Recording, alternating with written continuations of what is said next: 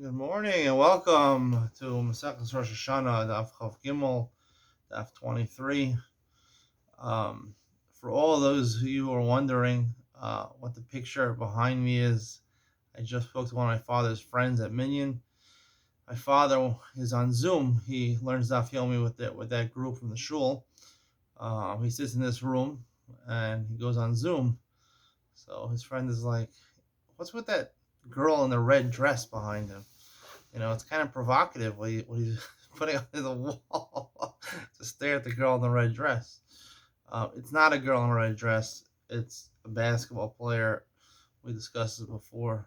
Yomi, 7'6" guy from China. What do you say about that, Dad? Retired basketball player. Retired basketball. Would you ever put a girl in a red dress behind you? No, of course not. Not during that Yomi. No. What do you think about, like, you have like a business meeting or something like that, and put like a red dress behind you? You think that would be effective in luring clients to work with you? No, but we don't do that. Everything is conservative. Lawyers are conservative. Do you think there's any profession that would put something like that?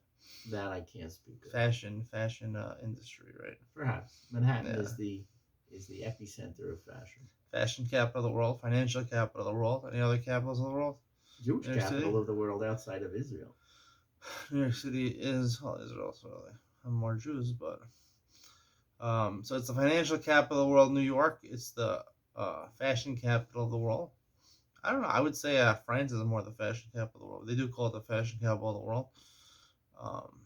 Familiar with any French luxury houses over there? No, I'm aware of the Chabad on the Champs Elysees. You heard of Bernard Arnault? Never heard of him. He's like the fifth richest person in the world. How can I not know him then? I don't know. I don't know how you don't know who he is.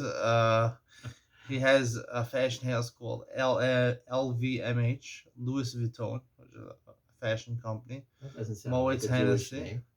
He's not Jewish. No, he's not Jewish. Oh. No, Moet Hennessy. Bernard Arnault. He's worth like $80 billion. He's a Frenchman, and he owns this fashion company, LVMH.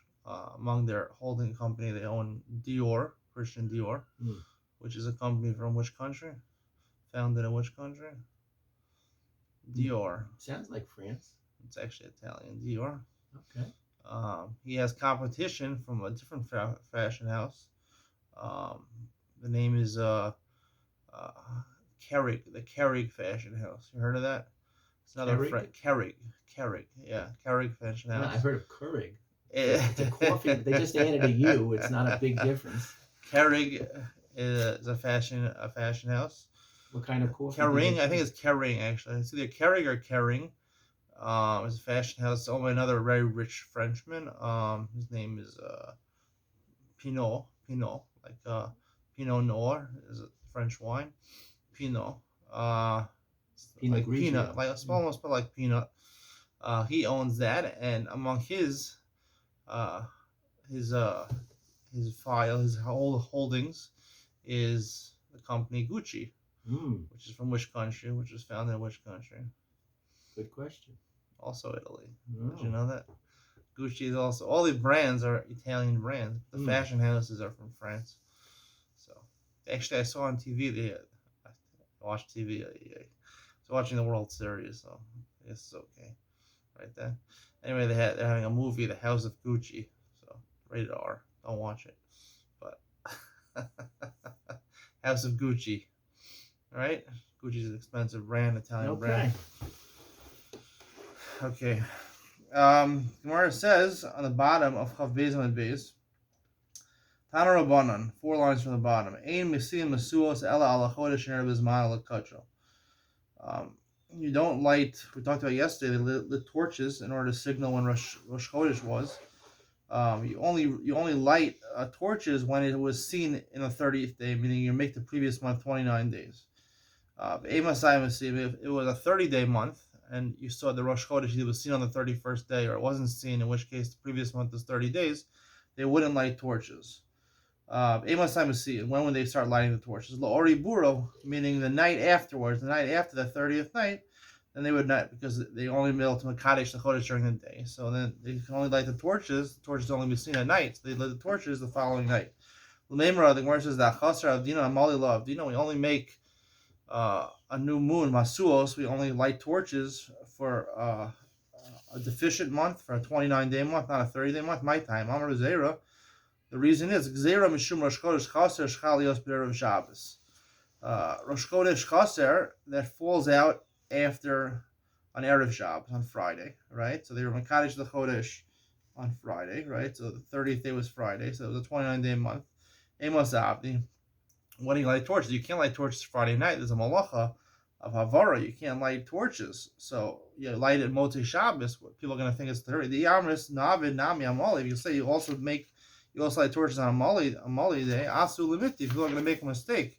Amri High Chaser. They'll say this really month was a Chaser. Was a deficient month. And the reason they didn't do it on Friday night is because you can't light on Shabbos. Oh, Dylan, well, they won't be sure. Maybe they'll say Malihu. Really, it's a full month, a 30-day month. Vizmanu Avda, they made it on the night after the 30th day, the 31st day. They're not going to be sure. So they're not sure which is a Chas or a Mali, so it's not going to help you tell you which day Rosh Chodesh was set on.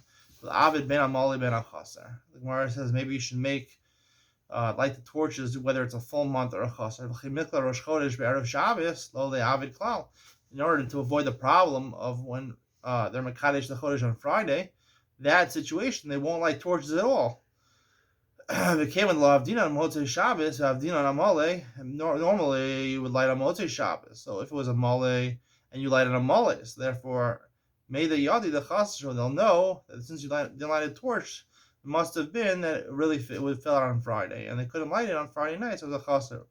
Versus even if you do this, you'll still make a mistake. Amri Hai Mali, who really they'll say the fact that it was lit on Motzei Shabbos, so it's a Mali. The Hai the Lo Avdi is Nusei Hudi is Nusei.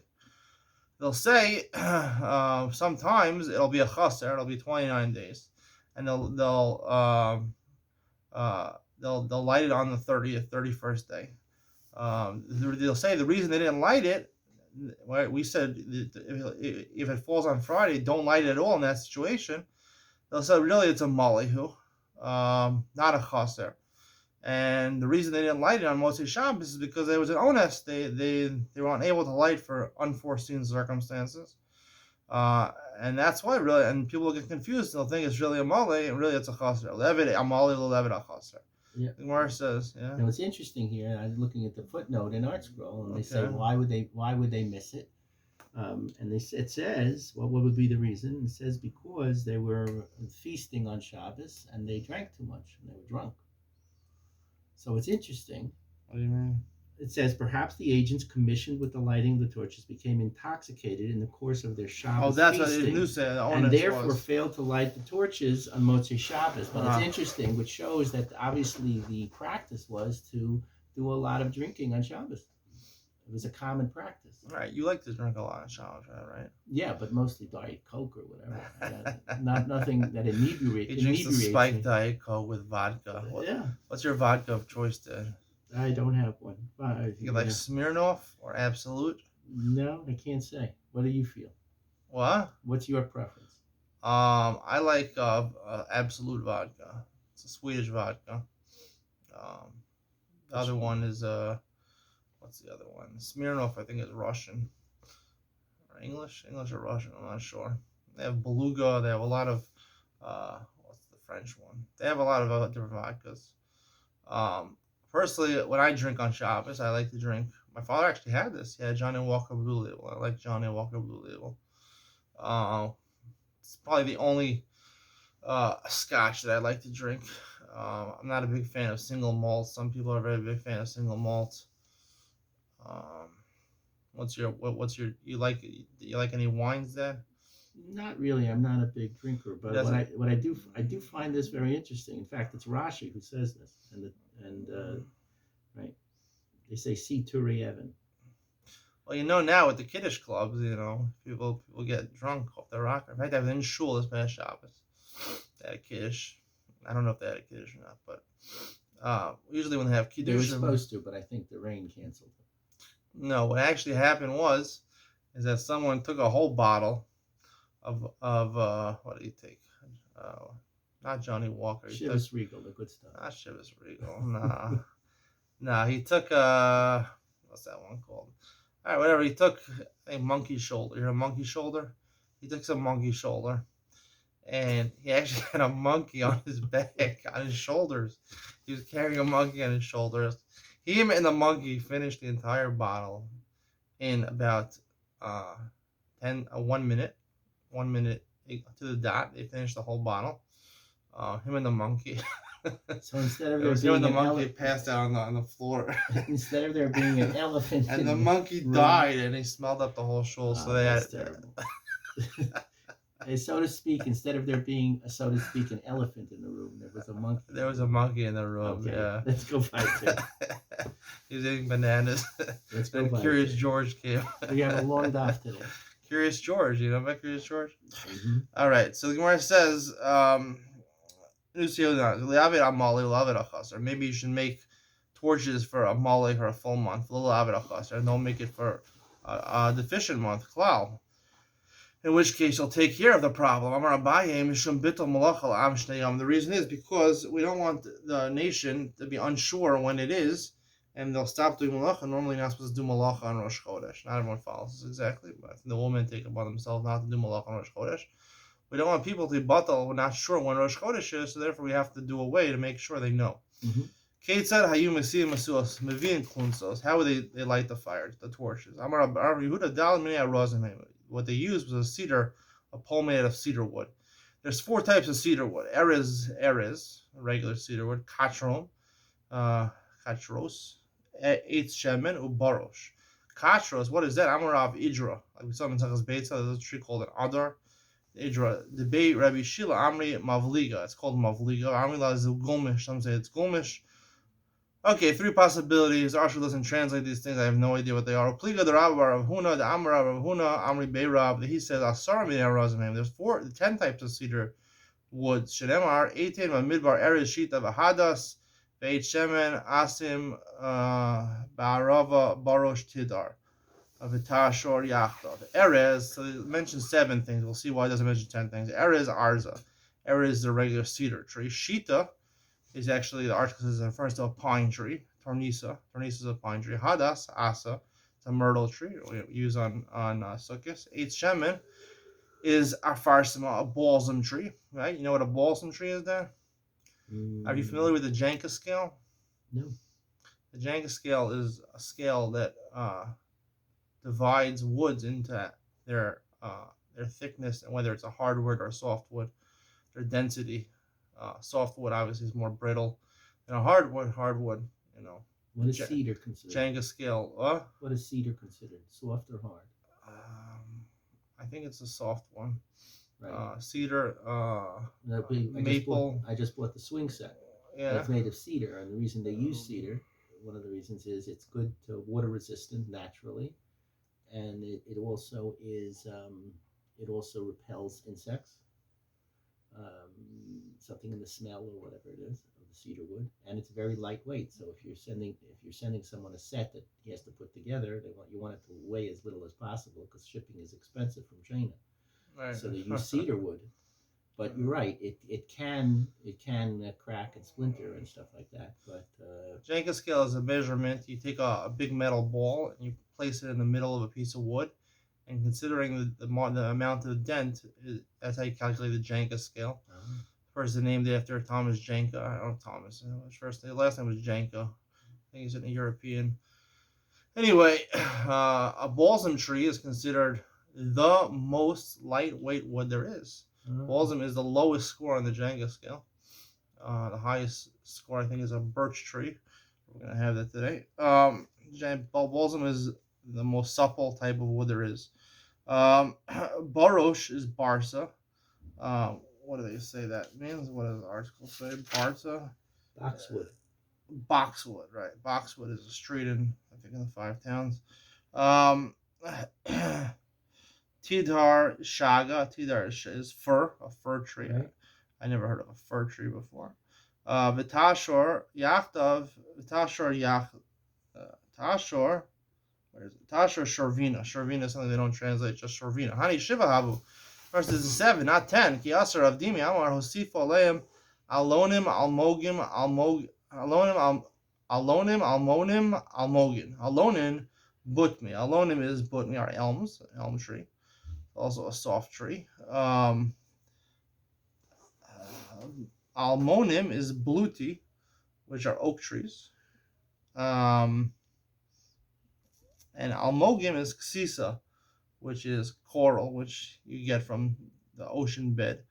Ikad Amri, Aronim Armonim is a chestnut tree. Almogim Aronim, let's say over here. Aronim Ari. Armonim Dulvi. Armonim are laurels. Armonim are chestnuts. And Almogim is ksisa. Comes in called is we said before is coral. The sea adir lo yavirena. I think we're going to talk about how you get coral out from the seabed. It's talking about a ship. A big ship won't pass by. This is a pasuk in Dvarim. Amarav zu bornigdol is a big ship. Meaning it's a reference to how you get coral. You detach coral from the seabed. Hechiav u'maisu shis alpe gavri. You take 6,000 men. Tracer yarchi shasa. 12 months. Amala tracer alpe gavri. Alternatively, 12,000 men. B'shiz yarchi shasa in 6-month period. V'tani lechala. And what do they do during this 12 or 6-month period? They load the ship with tons of sand.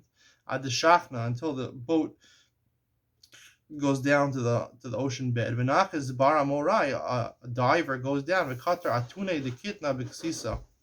He ties flax to the coral. V'katar l'b'sunasa, and he ties the other end of the flax to the boat.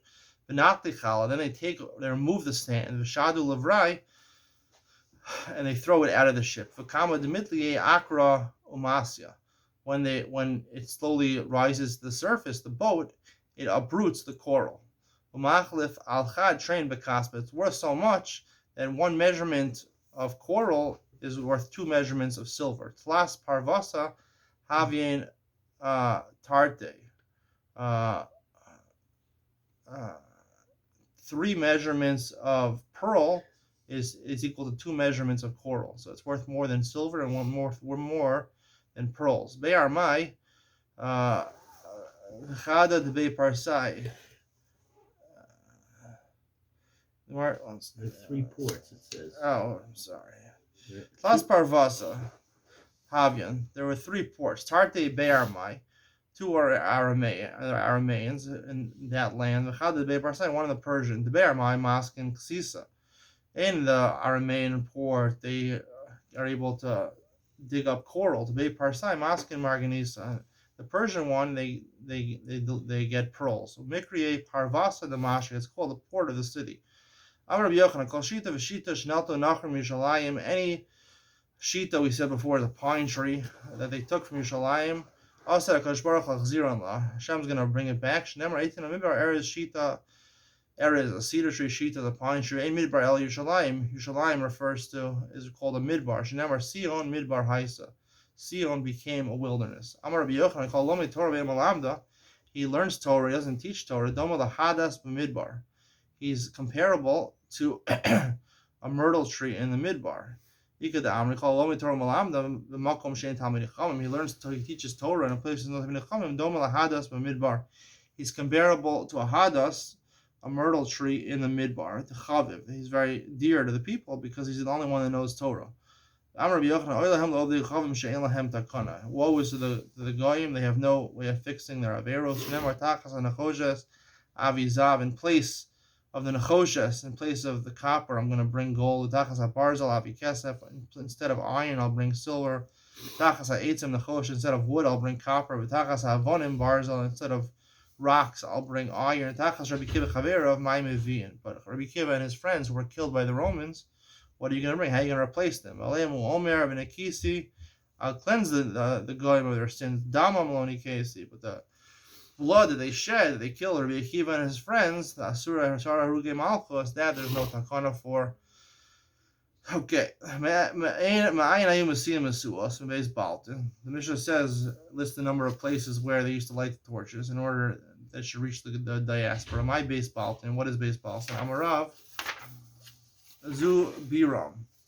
This is a place called Biram. My Gola. What is the next destination? Where in the Gola? Where in the diaspora do they see the fire from? Amar Yosef Zu Pumbedisa. Pumbedisa was one of the big centers of Jewish life in Bavel. My Kimaduras Aish. What does it mean?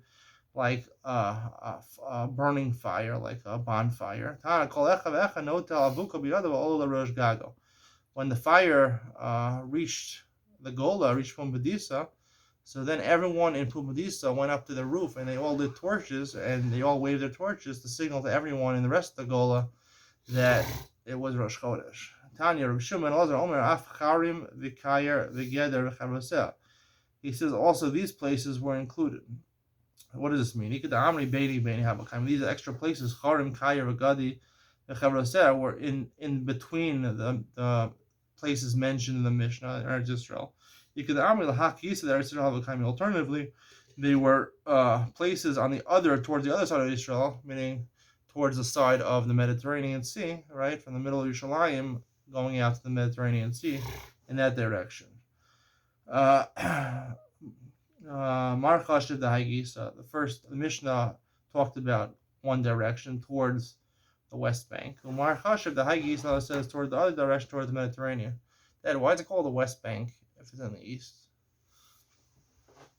It's called the West Bank of the Jordan River. It's all the Jordan River is in the middle, and it's called the West Bank because it is the West Bank of the river. That's what I thought also. You're right. That's what I thought also.